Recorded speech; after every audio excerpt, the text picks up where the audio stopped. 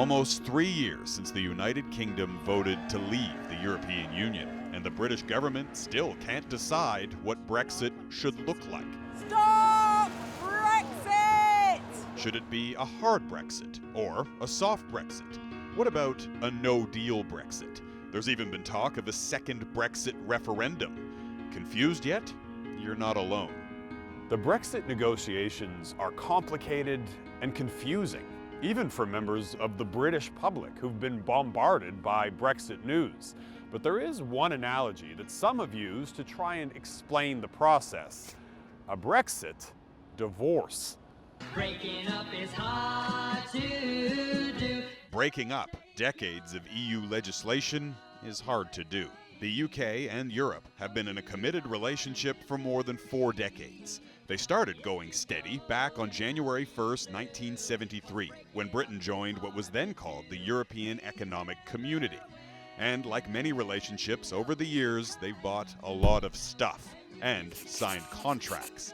The UK shares around 20,000 EU regulations and laws, governing everything from how to apply for a shotgun license to laws banning the trade of dog fur.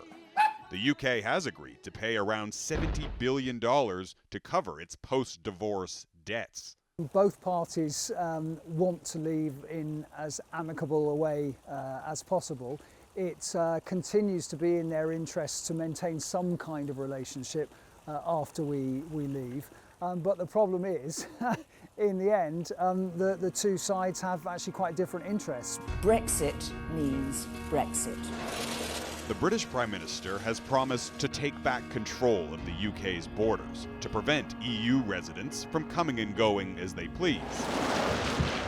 In other words, the UK no longer wants to live under the same roof as the EU. But the Brits are hoping to maintain close ties for particular industries, such as fishing and financial services. Britain wants, in some ways, to use a phrase that's often used around here, to have its cake and eat it. It wants to have a close economic relationship with the EU, all the benefits, if you like, of being in the European Union without any of the constraints on British policy that involves.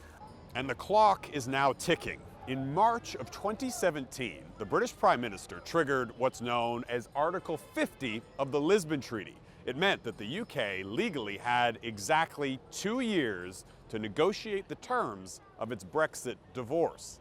One of the great pressures on the British government is the sound of a ticking clock in the background, and that ticking clock is counting down to the 29th of March 2019.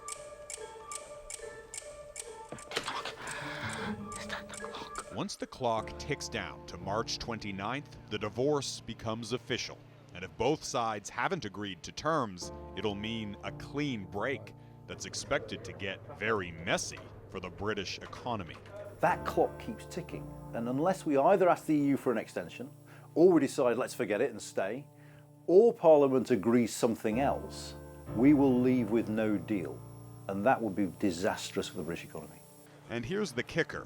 Negotiating the terms of the divorce was supposed to be the easy part.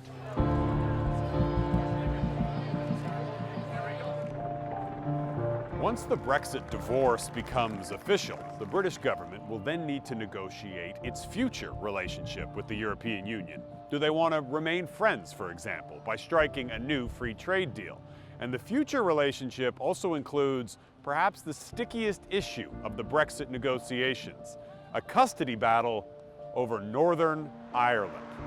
To honor the terms of the Good Friday Agreement, which brought peace to Ireland, both the UK and the EU want to avoid building a physical border here between Northern Ireland in the UK and the Republic of Ireland, which is a member of the EU.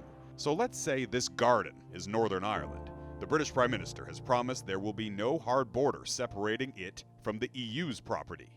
But that would theoretically mean the UK would either have no border with the EU, or it would need to move its border here, separating the garden of Northern Ireland from the UK's property.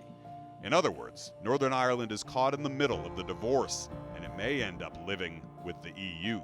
Theresa May wants to delay solving the Irish border problem until after the divorce. The haggling is not done. Sometimes the government presents the situation as if you know, once March comes around, we leave, everything's going to be fine. Actually, we're going to be doing this for a very, very long time. And until those negotiations are settled, the UK will not be able to strike its own free trade deals with other countries, like Canada. Basically, until the UK figures out its divorce and its new relationship with the EU, it can't rejoin the dating pool and start seeing other countries. Hey, thanks for watching Global News. If you enjoyed what you saw, please like the video. And you can also hit the subscribe button on your screen to make sure that you get all the latest international news and the best trending video.